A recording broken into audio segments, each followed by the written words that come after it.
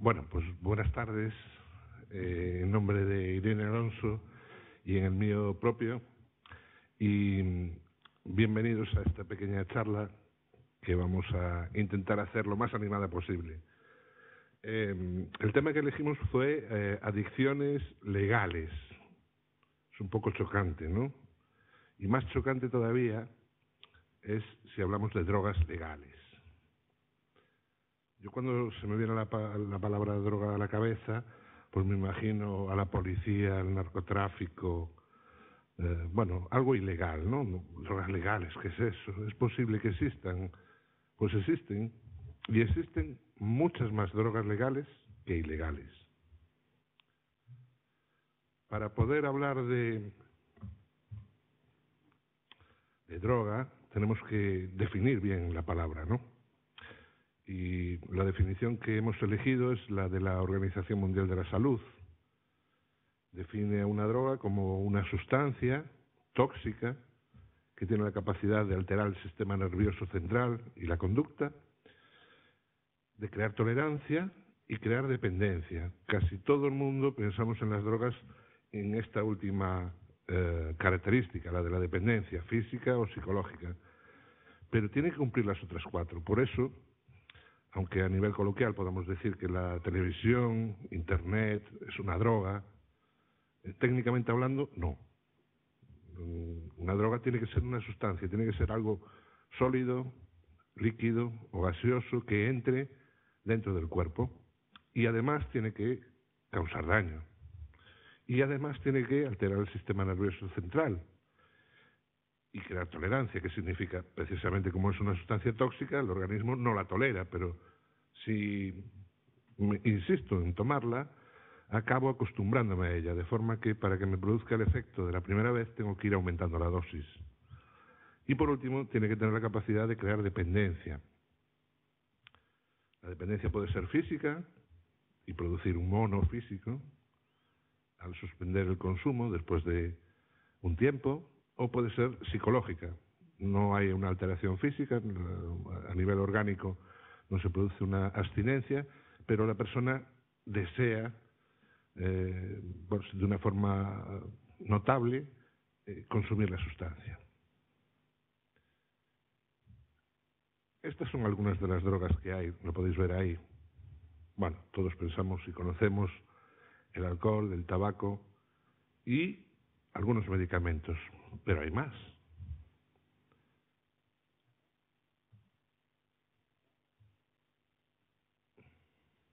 Alcohol, tabaco y algunos medicamentos son muy conocidos, pero a lo mejor no tanta gente sabe que, digamos que sustancias que habitualmente pensamos que son inofensivas o totalmente inocuas, también lo son, como son las llamadas xantinas, el café, el té, el chocolate, y no me refiero al otro chocolate, me refiero al chocolate de cacao.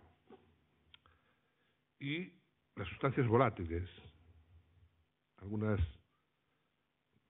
que fueron concebidas para otros usos, como la gasolina, el pegamento, los barnices, pueden ser usadas para, digamos que, obtener esas sensaciones que se persiguen cuando se utilizan las drogas, o algunas drogas.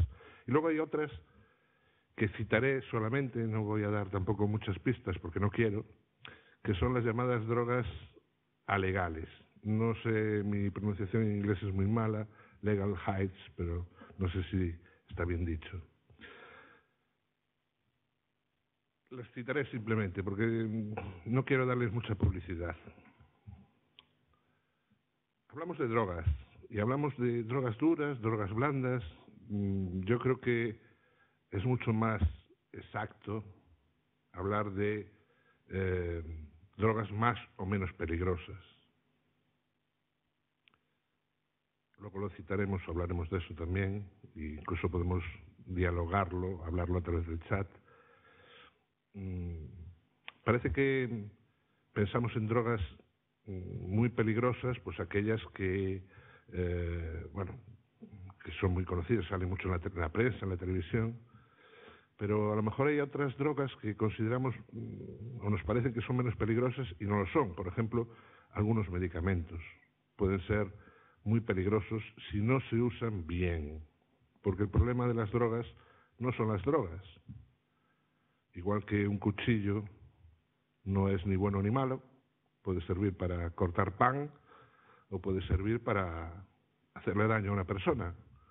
Bueno, pues las drogas también no son ni buenas ni malas. Depende de para qué se usen o se mal utilicen. De hecho, las drogas forman parte de la historia de la humanidad desde siempre. El uso del alcohol se conoce desde hace muchísimos años y de otras drogas también. Entonces, hablar de drogas buenas o malas, yo creo que es un error, o más duras o más blandas. Sí que hay que hablar de drogas más o menos peligrosas. ¿Y cómo podemos calcular o valorar la peligrosidad de las drogas? Pues hay una serie de indicadores y para eso tenemos que volver a la definición que hace la OMS de lo que es una droga. Es una sustancia tóxica. Bueno, pues cuanto más tóxica, más peligrosa, lógicamente. Tiene capacidad para alterar el sistema nervioso central y la conducta. Cuando nos referimos a la alteración del sistema nervioso central y la conducta, nos referimos a los efectos tóxicos que tiene esa sustancia pues sobre el cerebro y lo que el cerebro controla, la capacidad de pensar, la capacidad de hablar, de coordinar movimientos y otros más, y la conducta, la manera en que la persona se comporta después de consumir esa sustancia, ¿no? Sabemos que hay drogas que pueden alterar mucho ese comportamiento y cuanto más lo alteren, más peligrosas son, ¿no? También la velocidad con la que crean tolerancia. Hay drogas que tarda mucho tiempo en que la persona incremente pues la cantidad de droga consumida para tener el mismo efecto, entonces es menos peligrosa que una droga que nada más empezar a consumirla al poco tiempo ya necesita aumentar la dosis y eso va a generar pues efectivamente probablemente más dependencia y más toxicidad en el organismo. Y luego está la capacidad de generar dependencia. Hay drogas que tardan mucho tiempo en generar dependencia, en convertir en adicto a una persona, y otras que tardan realmente muy poco. Por ejemplo, pues la heroína. Es una droga que con muy poquitos consumos engancha, vamos a decirlo así, ¿no? Bueno, pues la OMS establece un ranking con cierta periodicidad sobre la peligrosidad de las drogas. En ese ranking se tienen en cuenta estos factores y como consecuencia de tener en cuenta estos factores se tienen en cuenta también el daño que causa a la población, es decir, el consumo de esas drogas. Y en función de todos estos valores se establece un ranking. Bueno, hasta hace no mucho tiempo el primer lugar lo ocupaba la heroína, pero el segundo lugar lo ocupaba el alcohol. Eso ha cambiado. En estos momentos el primer lugar ya lo ocupa el alcohol. Bueno, hablando de que las drogas no son ni buenas ni malas, sino lo que es bueno o malo es el uso o el abuso que se haga de ellas, en todos los manuales de diagnóstico y en la unidad en la que Irene y yo trabajamos, utilizamos, se distingue entre uso de una droga, que es un consumo saludable o no perjudicial, pues por ejemplo que se hace de los psicofármacos bajo prescripción médica. Pues eso es un uso saludable, no perjudicial, incluso beneficioso para la salud, ¿no? Se utiliza terapéuticamente. También un uso no perjudicial puede ser un consumo de alcohol moderado, saludable, en persona sana, adulta, puede ser un uso no perjudicial. Sin embargo, el consumo de tabaco, aunque solo sea esporádicamente, es un consumo perjudicial, porque cualquier cigarrillo hace daño. Bueno, la OMS establece una diferencia entre consumo perjudicial y entre abuso y uso normal, ¿no? Y dentro del abuso establece una diferencia entre consumo perjudicial y dependencia. que esto también es muy importante. Las personas que llegan a la unidad de tratamiento del alcohol y conductas adictivas de A Coruña, cuando entran por la puerta, las que tienen adicción a una sustancia, tenemos que hacer un diagnóstico diferencial entre consumo perjudicial y síndrome de dependencia. ¿Cuál es la droga legal más peligrosa? Hablando de peligrosidad de las drogas. Bueno, esta imagen os puede dar una idea de por dónde van los tiros, ¿no? Sobre las dos drogas más peligrosas. Según la OMS y la Oficina de Naciones Unidas contra la Droga y el Delito y el Instituto IHME norteamericano, en el informe global que publicaron en el 2017, el consumo de alcohol y tabaco en 2015 le costó a la población humana más de 250 millones de años de vida, repartidos de la siguiente manera: 170 millones, algo más de 170 millones de años, vamos a asignárselos al tabaco y 85 al alcohol. Y sin embargo, drogas ilegales, como por ejemplo es la cocaína, solo supusieron 27,8 millones. Hay una diferencia notable. Y yo creo que esto debería de hacerle reflexionar a la administración, pero también a todos los ciudadanos, sobre la perspectiva que tenemos a lo mejor de las drogas y su peligrosidad. Yo creo que hay que prestarle muchísima atención a las drogas ilegales, muchísima, más incluso de la que se le presta, pero también a las legales, porque ahí están los datos y cada uno que los juzgue como crea conveniente. Hablemos de alcohol. Claro, dentro de las drogas legales, el alcohol es, junto con el tabaco, pues lo que se nos viene enseguida a la cabeza, ¿verdad? Hay varios tipos de bebedor problemático. Insisto en que nosotros, y esto a veces me sorprendo cuando lo digo, y seguramente muchos de ustedes también se van a sorprender, les pido comprensión, les digo que nosotros no queremos que la gente deje de beber o que no beba. No, ese no es nuestro objetivo. Nosotros lo que queremos es que la gente no tenga problemas causados por el alcohol.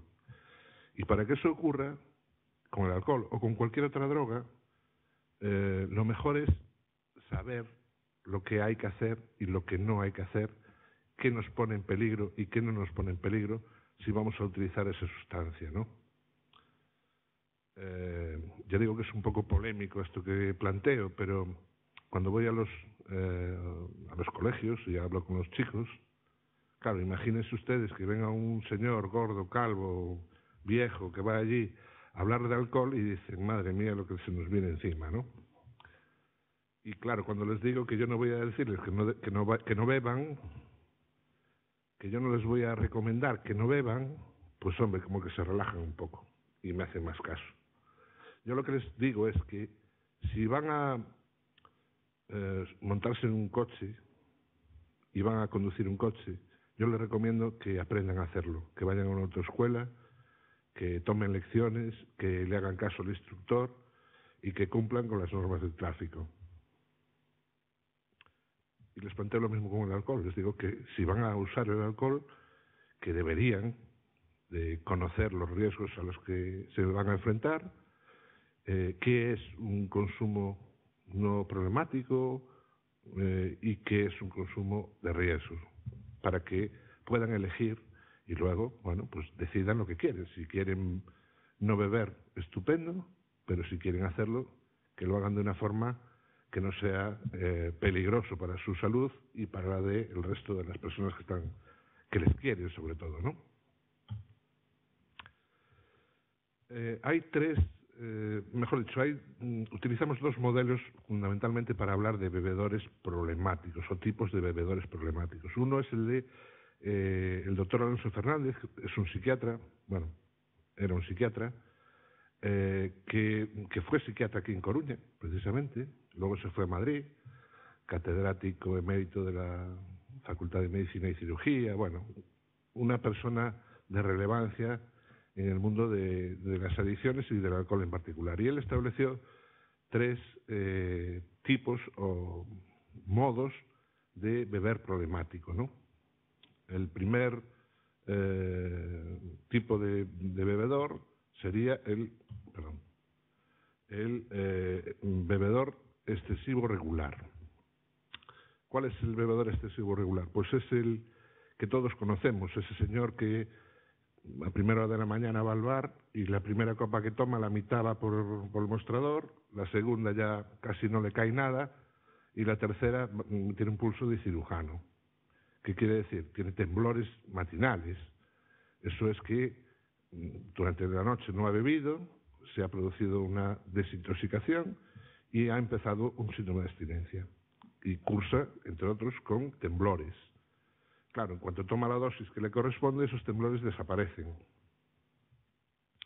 Evidentemente, ese bebedor excesivo regular es una persona que tiene una evolución generalmente larga de consumo, lleva años bebiendo y bebiendo una cantidad diaria importante. Bueno, al cabo de un tiempo, el organismo se adapta a esa sustancia y, lógicamente, si le falta la dosis correspondiente, va a tener un síndrome de abstinencia. El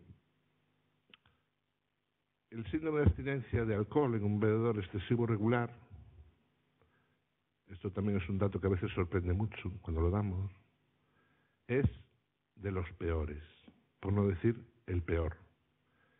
Casi todo el mundo piensa en el mono de la heroína, y es un mono, bueno, evidentemente es duro de pasar. Pero en el mundo de las drogas solo hay dos tipos de drogas, dos nada más, que pueden producir la muerte por síndrome de abstinencia.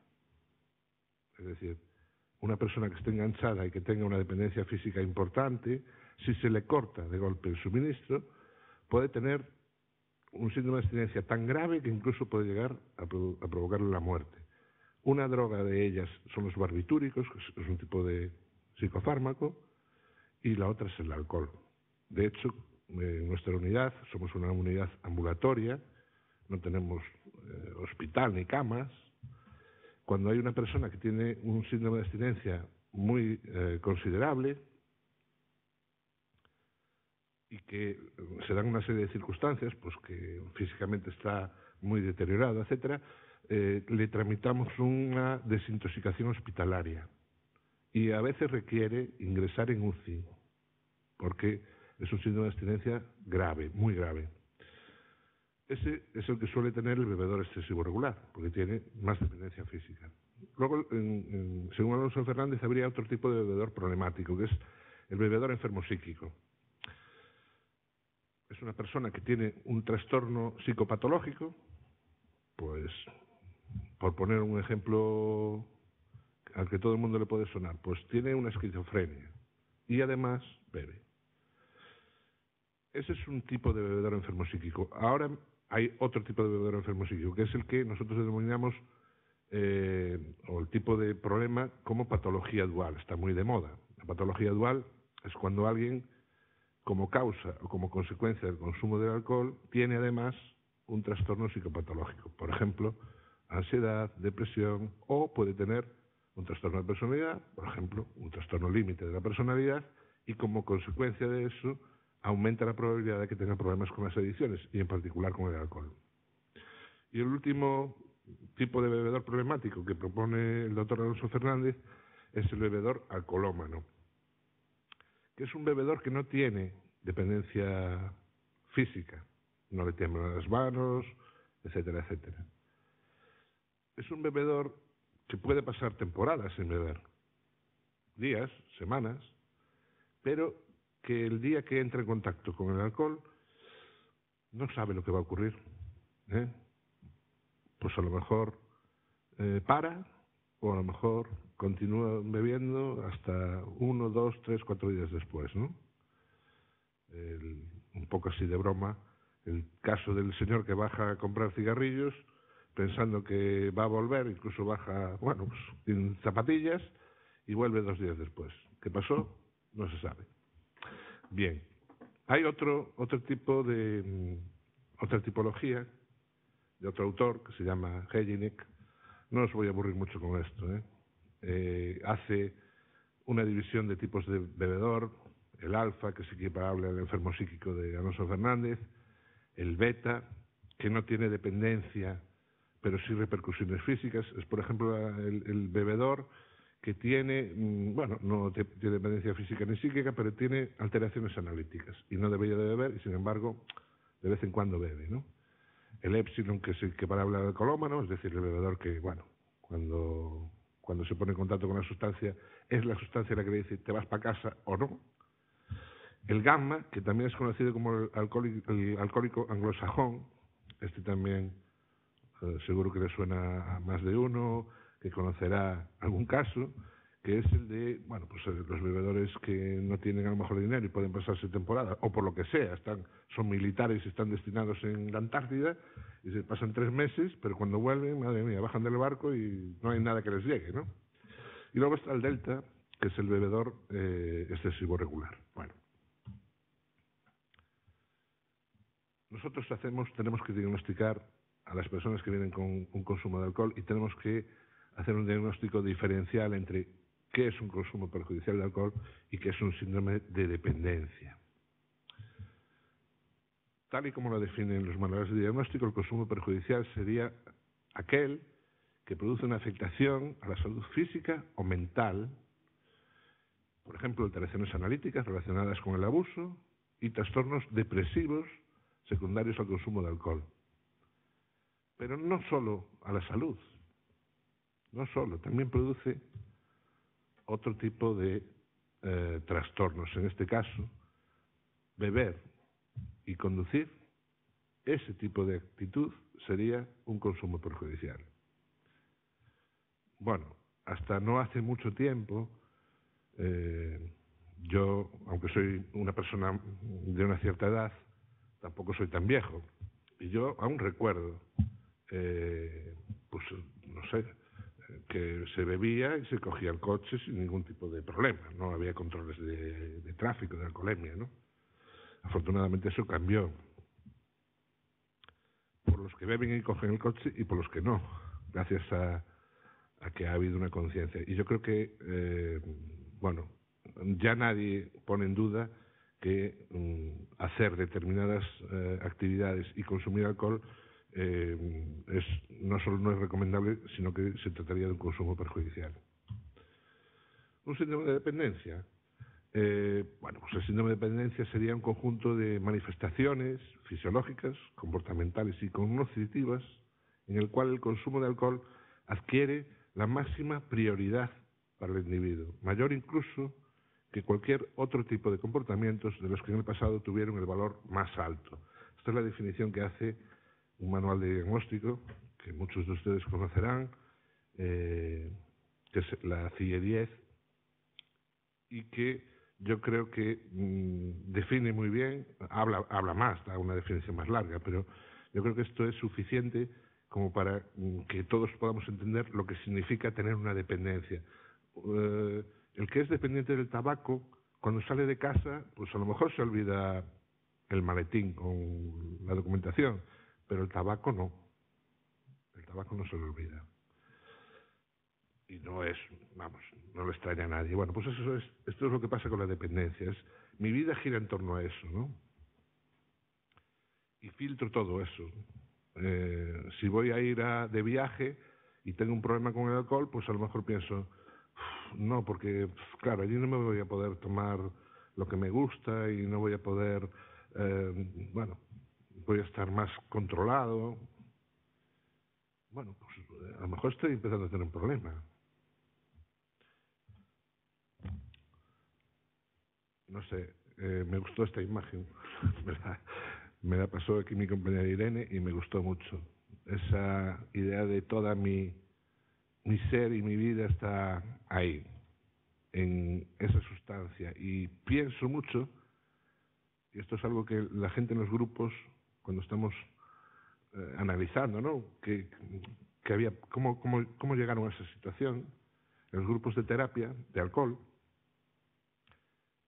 sale muchas veces este tema, ¿no? Al decir, la cantidad de tiempo que yo le dediqué no solo a beber, sino a pensar en eso, a organizarme sobre cómo voy a hacer para tener tiempo, para escaparme de los que me controlan, o sea, cómo el alcohol fue ocupando toda mi vida y dejando cada vez menos espacio a otras cosas que son realmente interesantes. Eso es una dependencia. Bueno, pues yo creo que llegados a este punto nos podríamos preguntar, bueno, ¿y cómo sabemos si alguien se pone en riesgo o no, en peligro, ¿no? ¿Cómo es eso? Bueno, pues hay una serie de indicadores. Estos son indicadores, pero hay más factores a la hora de hacer un diagnóstico. Esto es orientativo. A nivel orientativo, un consumo no problemático, estaremos hablando de personas adultas sanas. Claro, cuando voy a los colegios, y perdonen que vuelva a poner este ejemplo, los chavales de 14, 15, 16 años me preguntan, bueno, ¿y beber una cerveza es bueno o es malo? Claro, la pregunta tiene una finalidad. Claro, yo les digo, bueno, pues depende. Por ejemplo, pues una cerveza para a un adulto sano de 30 años que está sentado en su casa viendo el partido de fútbol, pues a lo mejor no es perjudicial. Pero esa misma cerveza para un niño de 2 años, sí. O para un cirujano que va a entrar a operar 5 minutos después, pues a lo mejor también. Bueno, pero una cerveza para un cirujano tampoco es tanto. Digo, bueno, pues si te tienen que operar a ti y eliges entre dos cirujanos, uno que se la tomó y el otro que no, ¿tú a cuál eliges? Probablemente al que no.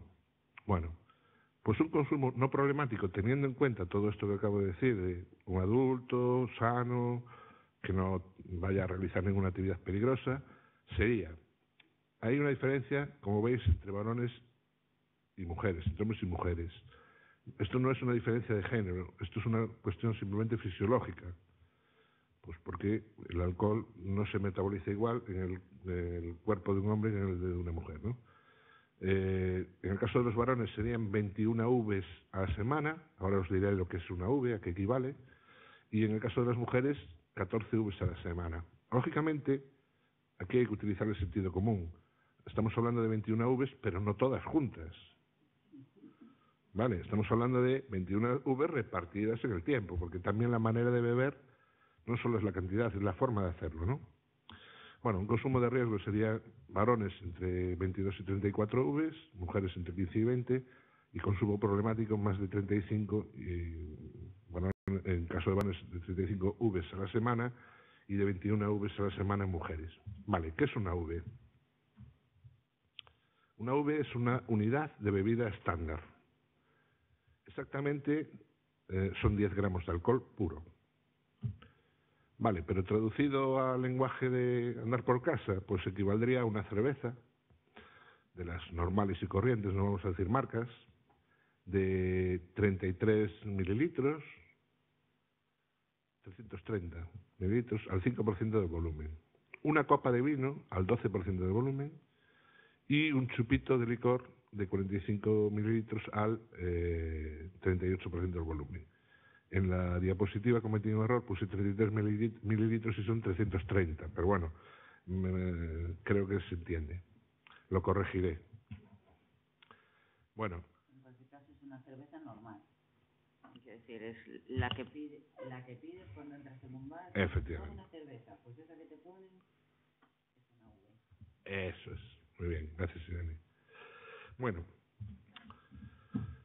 en la UTACA tratamos personas, no adictos.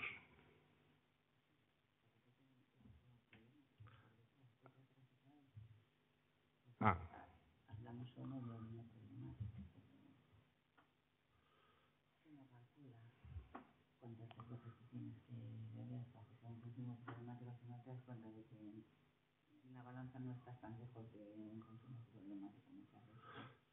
Claro.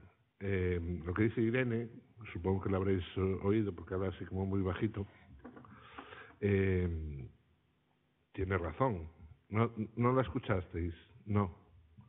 Irene, no te escucharon. Digo que Ahora. estábamos hablando de cuál es un consumo no problemático, ¿no? Vale, y eso serían, pues, en una mujer tomarse 2 cervezas al día, por ejemplo, o 2 copas de vino. Sí. Al día, ¿vale? Repartidas en varios días. Sí. Aparte de cómo estamos viendo ahora, ¿no? Como, por ejemplo, la juventud hace un consumo mucho más concentrado solo en fines de semana. Si calculamos cuánto consumes cuando sales de fiesta el jueves, viernes o sábado, pues a lo mejor tienes que empezar a pensar en poner el freno, ¿vale? Entonces, echarle un ojo en la diapositiva a la cantidad de alcohol, que aunque no lo distribuyas entre semana, aún es peor si lo concentras solo en fin de semana o en un solo día. Claro, tiene mucha razón. Entonces, evidentemente, yo creo que todo el mundo puede entender que las cantidades que aquí se ponen son, primero, límites máximos aproximados y segundo, repartidos durante los 7 días.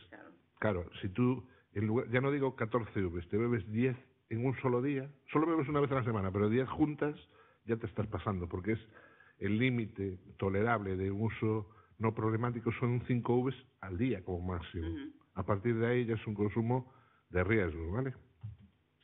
Muy bien. Por lo que os decía, en la UTACA tratamos personas, no adictos, ¿no? Cuando alguien viene allí, pues a lo mejor viene pensando que le van a reñir, o que lo van a juzgar, o que le van a mirar así, malo, malito, ¿no? No. Nosotros pensamos que las personas que van allí evidentemente son responsables, tienen una responsabilidad muy grande, pero también son víctimas de, bueno, a veces de la ignorancia, a veces de la presión social. Parece increíble, pero solo el hecho de haber nacido en un sitio a lo mejor te puede condicionar. Muchas de las personas que tienen un problema con el alcohol, si hubieran nacido en Arabia Saudí, pues a lo mejor no tenían el problema, pero nacieron aquí, en España, y en particular, a lo mejor, en nuestro caso, en el norte, en Galicia. Entonces el hecho de haber nacido en un sitio o en otro también te va a condicionar. Bueno, por eso nosotros intentamos decirles que son ellos los que tienen que liderar su propio proceso, utilizarnos a nosotros como una herramienta, nuestros conocimientos y nuestros programas para resolver su problema. Nuestro objetivo no es que no dejen de beber, no es que dejen de beber el objetivo. Nuestro objetivo es que resuelvan sus problemas. Si para que resuelvan sus problemas necesitan dejar de beber, pues a lo mejor lo tienen que hacer. O de fumar. Porque hacemos lo mismo. Bueno, yo estoy encantado con las imágenes que me pasó Irene. Irene es un crack buscando imágenes. Tremendo. Sí, yo creo que esta es buenísima. Pues también hacemos lo mismo.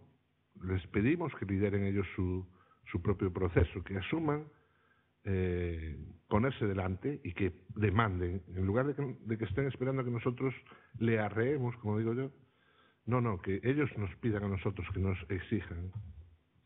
Bueno, por hablar un poco de tabaco, abuso de tabaco y síndrome de dependencia. Bueno, el abuso es cualquier consumo, lo dije al principio y es así, aunque no parezca menos grave, recordad que la mayor cantidad de años de vida que resta, os lo puse en una diapositiva de la revisión que publicó la OMS en el 2017, es el tabaco. El tabaco resta 170 años de vida, ¿no? Entonces, bueno, cualquier consumo de tabaco es perjudicial, desde el primer cigarrillo, ¿no? Luego, el abuso, bueno, aquí lo pone como manifestaciones fisiológicas, comportamentales, bueno, ya sabemos todos lo que es el síndrome de abstinencia, ¿no? Cuando un fumador está en un aeropuerto y no puede fumar, bueno, solo hay que echar una visual así alrededor y uno empieza a ver enseguida manifestaciones de síndrome de abstinencia tabáquico. ¿Y qué me decís de las pastillas, de otras drogas, ¿no? También la señora esta es una invitación, ¿no? Ciertos medicamentos. Los medicamentos son muy buenos, si se usan bien. Ayudan a muchas personas, sobre todo los psicofármacos, a resolver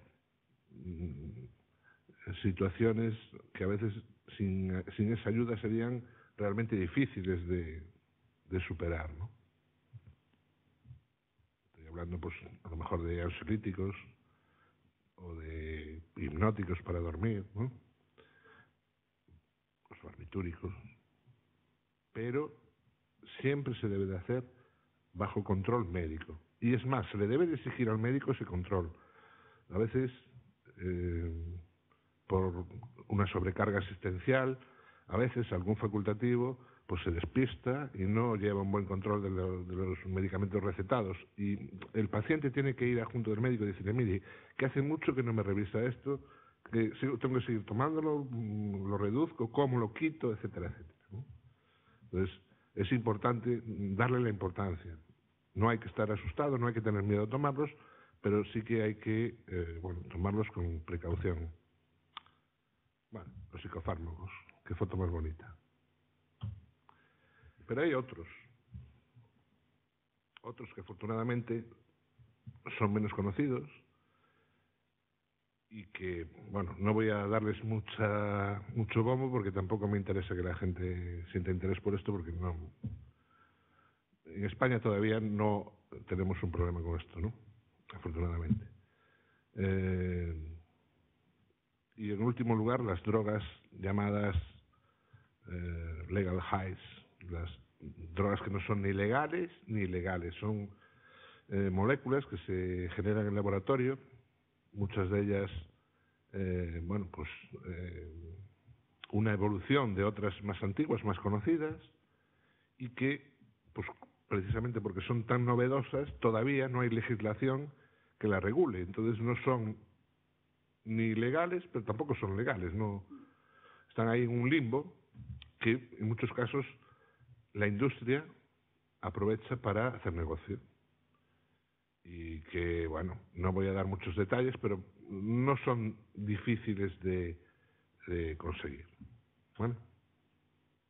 Bueno, antes voy a volver a las sustancias volátiles porque se me pasó un poco citarlas, creo que tenemos tiempo, que hay países, sobre todo del tercer mundo, vamos a decirlo así, en los que muchas personas, precisamente por la escasez de recursos económicos, utilizan para colocarse, entre comillas, este tipo de sustancias, pero son peligrosísimas, hacen un daño cerebral brutal, ¿vale?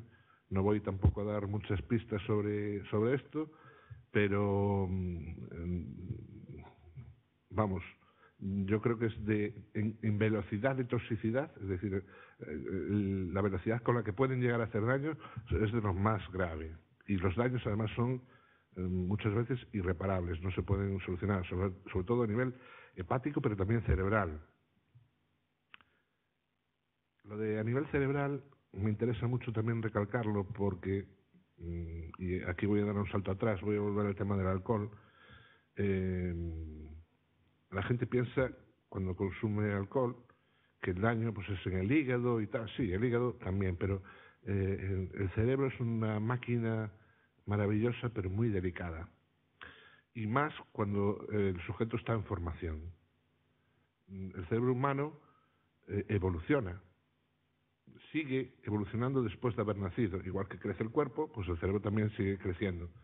Lo que pasa es que, bueno, el organismo, digamos que llega a una madurez física en torno a los 18, más o menos, ¿no? El cerebro continúa hasta los 22.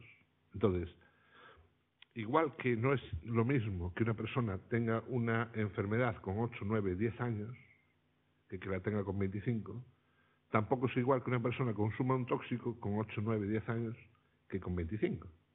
Entonces, Digo esto porque hay dos datos que son muy importantes y que me gustaría destacar. Uno es la edad de inicio del consumo, es decir, cuanto más joven se empieza a consumir alcohol, y desgraciadamente los últimos datos que tenemos es que la edad de inicio está bajando. Ahora, bueno, pues... De alcohol y de tabaco, digamos. Claro. Bueno, pues es un dato muy negativo, que nuestros jóvenes y adolescentes empiecen a consumir alcohol y tabaco. Cuanto más joven, peor. Peor, primero porque es un un indicador pronóstico de problemas futuros, pero sobre todo de alteración a nivel de la formación del cerebro, ¿no? Va a modificar la evolución normal del cerebro con las consecuencias que eso puede suponer, ¿no? Entonces, es muy importante. Bueno, pues estas sustancias todavía más. Este tipo de sustancias volátiles todavía hacen más daño, aún más. Bueno, ¿cómo llegan los pacientes y otras personas a la UTACA? Lo de otras personas, ¿por qué lo digo? Porque hay personas que no son pacientes que también van por allí, por ejemplo, familiares. Pero no solo eso, van otras personas que no tienen nada que ver con un problema adictivo. Las vías de acceso, bueno, pues derivadas por otros profesionales sanitarios o profesionales del ámbito social, también por otras entidades, por ejemplo, por recomendación de su señoría, el señor juez, que dice o vas por allí o ya sabemos cómo, por iniciativa familiar, que también es muy frecuente, y por iniciativa propia. Alguno hay, que va por iniciativa propia. Es más, cada vez creo que más. Bueno, pues según la motivación que tenga esta persona, es decir, según si viene porque voluntariamente o lo han convencido, cree que necesita ayuda, o si viene de, vamos a decirlo de una forma, forzado por una serie de circunstancias, pues lógicamente la actitud va a ser o de colaborador o de oposicionista, ¿no? El que viene porque quiere, pues muy bien, pues no tenemos nada más que acogerlo, acompañarlo y todo son facilidades. El que viene de otra manera, bueno, pues tenemos una compañera que normalmente es la que hace la acogida, que es muy buena en eso, y si no, cualquiera de nosotros también. ¿Para qué? Pues para tranquilizar a la persona, para decirle que lo entendemos y que nosotros no somos el enemigo. No vamos a hacer nada que él no quiera que hagamos, ¿no? De alguna forma, hoy por la mañana lo decía, somos como el guía de un safari. Le podemos proponer ir a ciertos sitios, pero si el cliente dice que no quiere ir, pues no vamos, ¿no? Bueno, la mayoría, tanto en un caso como en el otro, se sienten de alguna forma incómodos, avergonzados, culpables en muchos casos, y lo primero que hacemos pues es quitarles ese cartel de qué malo soy, y empezamos a decirle que, bueno, a lo mejor no es que seas tan malo, sino que, bueno, tomaste decisiones equivocadas y ahora lo que tienes que hacer es rectificar, ¿vale?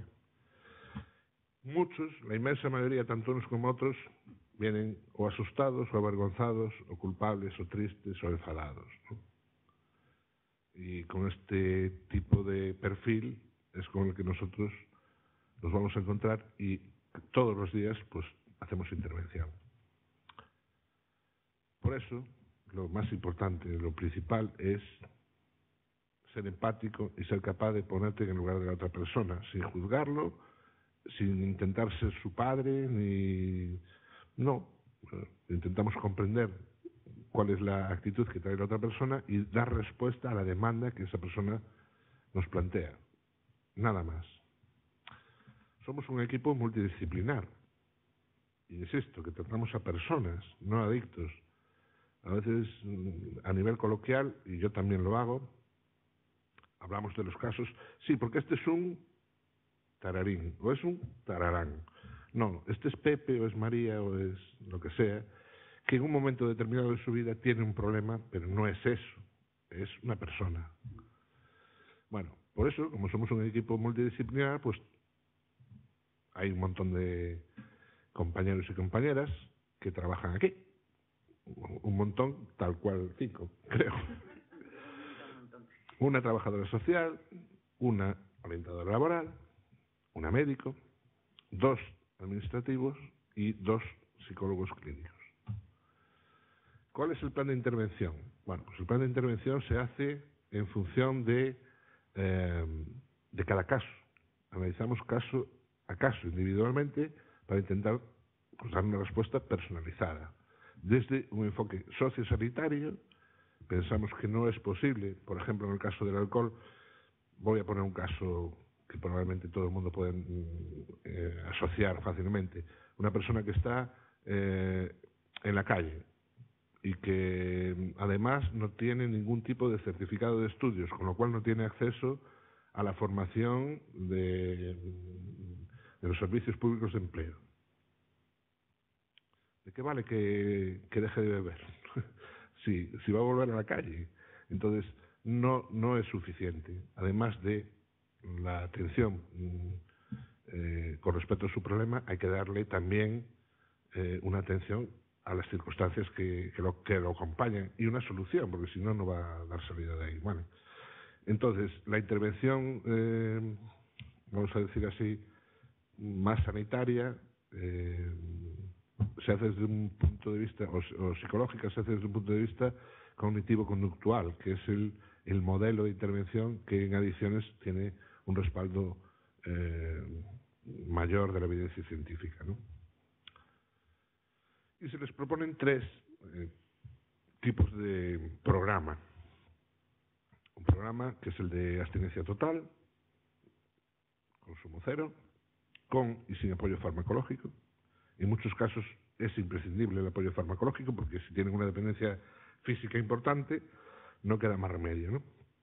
Un segundo programa que es el de reducción de daño, que es en aquellos casos en el que pues, la persona o no quiere o no es capaz de ninguna manera de abandonar el consumo, por lo menos en este momento, pero sí quiere o necesita reducirlo todo lo posible para que le haga el menos daño posible, ¿no? Y la gente se queda así diciendo, pero hacéis eso, sí, también. Y luego un programa de bebida controlado. ¿Qué es un programa de bebida controlado? Bueno, es un programa que se le ofrece a determinado perfil de demandante de ayuda. Tiene que ser una serie de circunstancias. Por ejemplo, una persona que viene con una cirrosis en estado avanzado, no se le puede ofrecer un programa de bebida controlado porque no, tiene que ir al programa de abstinencia total.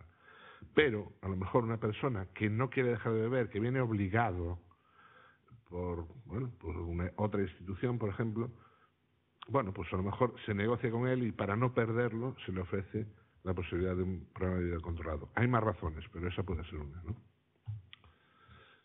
Así como apoyo y orientación social, laboral y en otros ámbitos. Hay, intentamos modestamente, tenemos unos recursos muy limitados, ¿no? Pero tenemos unos colaboradores y unos voluntarios muy buenos. Entonces, suplimos esa falta de recursos con personas que generosísimamente prestan su tiempo, sus conocimientos, su paciencia para hacer muchos talleres, pues como competencias clave, informática básica, memoria, teatro, risoterapia, programa de radio. Tenemos un programa de radio. ¿Cómo es? A ver, dilo tú, que yo no sé. Tenemos un programa de radio que está liderado por pacientes o antiguos pacientes también de la entidad y bueno, se supone que, o sea, ellos llevan los mandos, ¿no? Entonces, bueno, se organizan, deciden contenidos, dirigen el programa, lo guían, entrevistan, etcétera. Podéis escucharlo, podéis consultar los podcasts en nuestra página web o conectaros cada 15 días, los miércoles a las 8 de la tarde en Quack FM, en el 103.4 o 104.3. Ahora tengo duda. No sé, pero en la página web en la página web tenéis toda la Creo que mañana hay programa, me sí, parece. Mañana es el último del año. Bueno, yo no me lo perdería, ¿eh? Y va a ser divertido, seguro. Bueno, pues todo eso se hace con mucho esfuerzo por voluntarios muy generosos, a los que desde aquí quiero agradecerles. Les agradecemos su colaboración. Pero no solo acuden personas con problemas, lo que os decía, ¿no? Cualquiera puede visitarnos y, de hecho, quedáis todos los que estáis aquí y los que no estáis aquí pero estáis en espíritu y a través de la nueva tecnología, os invitamos a que nos conozcáis, a que vengáis, porque nosotros queremos que nuestra unidad sea un centro abierto, un centro social, de verdad, no solo un centro, una unidad asistencial, eso lo es, pero es una parte, es más que eso. Entonces queremos que sea un centro, bueno, pues abierto a todo el mundo y que la gente que venga se dé cuenta de que las personas que están allí no son ni bichos raros ni les pasa nada que no le pueda pasar a cualquiera, ¿no? Y bueno, pues con esto creo que podemos terminar. No me pasé, llegué muy bien de tiempo y ahí os quedan pues las direcciones a las que os podéis donde podéis consultar más cosas y vernos y llamarnos y lo que queráis. Muchas gracias.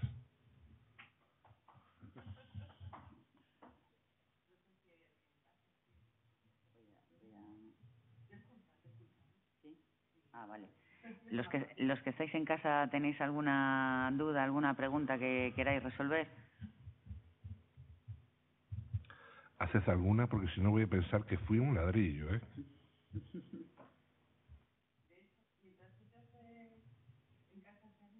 Sí. Aprovecho esto.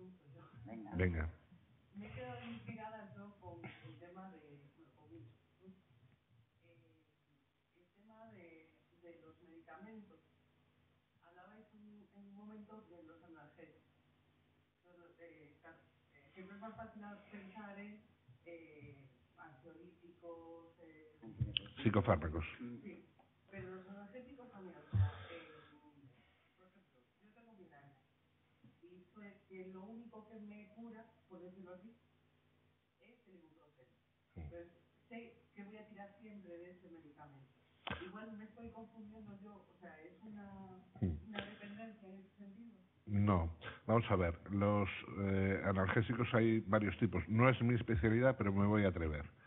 Estamos hablando de analgésicos derivados o analgésicos de tipo opiáceo, ¿no? Ya analgésicos de una cierta... Vamos, que no te lo venden en la farmacia sin receta, para entendernos, ¿no? Entonces, ese tipo de analgésicos, para el dolor ya importante y tal, pueden acabar generando adicción. Hay otros que no son opiáceos, pero también tienen ese efecto, porque al final, ¿qué es lo que produce una adicción? Lo que produce una adicción es que yo realizo algo, me tomo una pastilla, hago lo que sea, y o obtengo placer o elimino dolor o sufrimiento. Es decir, tiene que haber un refuerzo. Tiene que, lo que yo haga tiene que suponer una mejora en mi estado. ¿Vale? Entonces, claro, si yo tengo dolor y tomo algo y me lo quita, la próxima vez que tenga dolor, ¿qué voy a hacer? Eso se llama refuerzo negativo. Entonces, en ese sentido, bueno, pues, ¿qué crea dependencia física? Pues los derivados de opiáceos, ¿no? Sintéticos. ¿Pero qué crea dependencia psicológica? Otro tipo de fármacos que sí que tienen ese efecto reforzador negativo. ¿Qué ocurre? Bueno, para que te enganches al ibuprofeno no es de la noche para la mañana eso, ¿no? Pero sí que, a ver, yo creo que, insisto, no hay que tenerle miedo a nada si se sabe utilizar bien.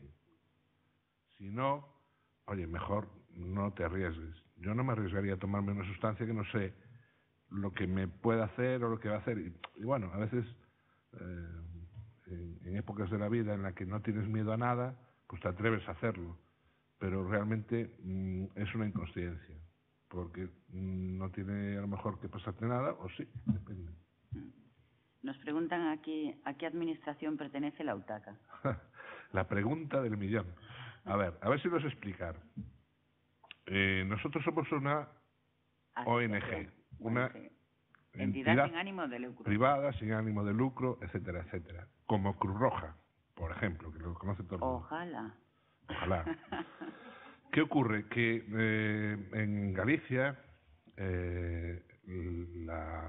digamos que la organización que controla la sanidad, que se conoce como Sergas, Servicio Galego de Saúde, no tiene unidades específicas de tratamiento de alcohol y adicciones, tabaco y adicciones comportamentales. Entonces, ¿qué hace? Bueno, pues digamos que subcontrata el servicio con entidades privadas, en ánimo de lucro, etcétera, etcétera, tienen que cumplir una serie de condiciones bastante estrictas, subcontrata ese servicio.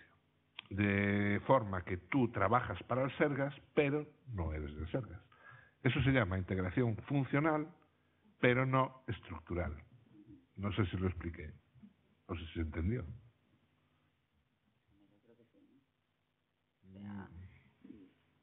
Puedes acudir a tu médico de atención primaria o tu médica de atención primaria y solicitar asistencia en Utaca. O sea, que te atiendan dentro del Sergas o como parte del Sergas, pero en Utaca, aunque no seamos, pues eso, propiamente Sergas.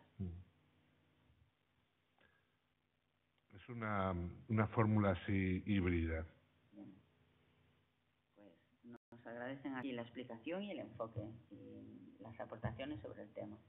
Pues los invito a que consulten la página web, sí, y que tienen mucha más información. Nos gustaría que le echaseis un vistazo, porque yo creo que está muy bien hecha y bueno y mantenida, que es muy importante.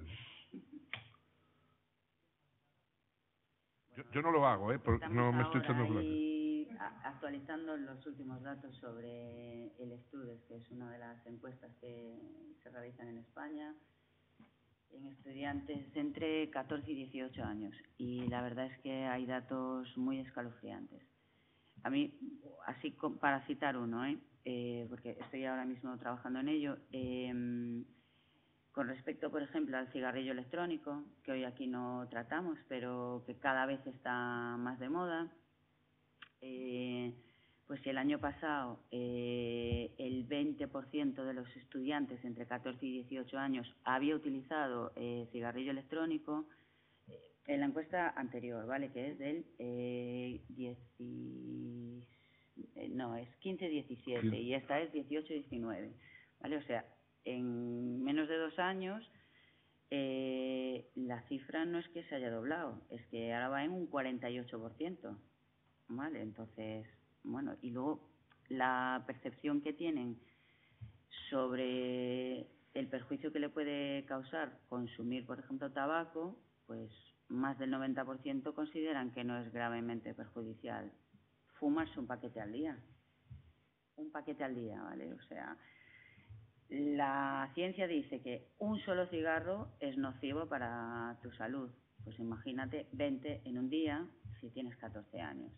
Luego otro dato también muy llamativo es que empiezan a fumar con 14 años y a los 6 meses de haber empezado ya son fumadores habituales, o sea, fuman diariamente. O sea, el que empieza con 14 lo prueba y tal, el que se engancha ya en 6 meses ya es un fumador habitual. Entonces, bueno, a mí me gustaría añadir alguna cosa para la reflexión, ¿no?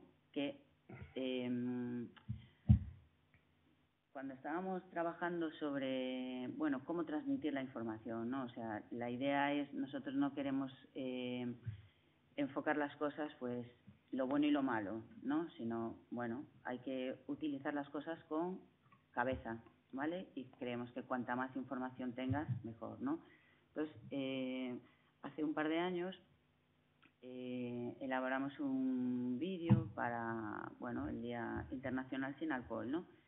Y claro, nosotros pensábamos que cómo le íbamos a hacer la competencia a los anuncios de cerveza, por ejemplo. Cuando viene el verano, ¿a quién no le gustaría vivir en un anuncio de cerveza? Son todos guapísimos, fantásticos, están en sitios estupendos, pero la realidad, cuando hay un abuso de alcohol o un consumo descontrolado o problemático, es mucho más cruda de lo que te venden. Entonces, si en un momento en este país sí hubo una conciencia sobre qué perjudicial era el tabaco, no entendemos cómo todavía esa conciencia no llega al alcohol, que es la primera causa de muerte evitable en el mundo.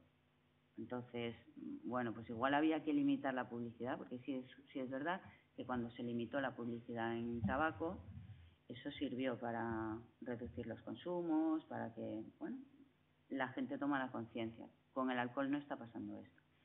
Entonces, bueno, otra cuestión que me gustaría que reflexionasen es dónde tomaron contacto con alcohol por primera vez o quién les dio por primera vez alcohol. Y probablemente se darán cuenta de que muchos lo hicieron en su casa, brindando inocentemente en alguna celebración. Entonces hay que pensar que no es tan inocente. Vale.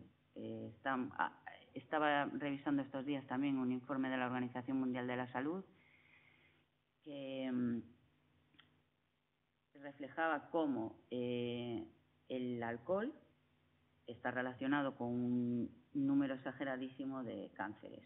Entonces pensamos que el alcohol, es lo que decía Manuel, ¿no? Que todo el mundo piensa en el alcohol y qué malo es para tu hígado. Pero es que es para tu hígado y para un montón más de órganos en tu cuerpo. Entonces, sentido común, cabeza, que solo tenemos una vida. Creo que nada más. Muy bien, pues sí, muchas gracias a todos. A todos, gracias por participar en las ondas y bueno, y a los que han venido aquí. Bien. Bien.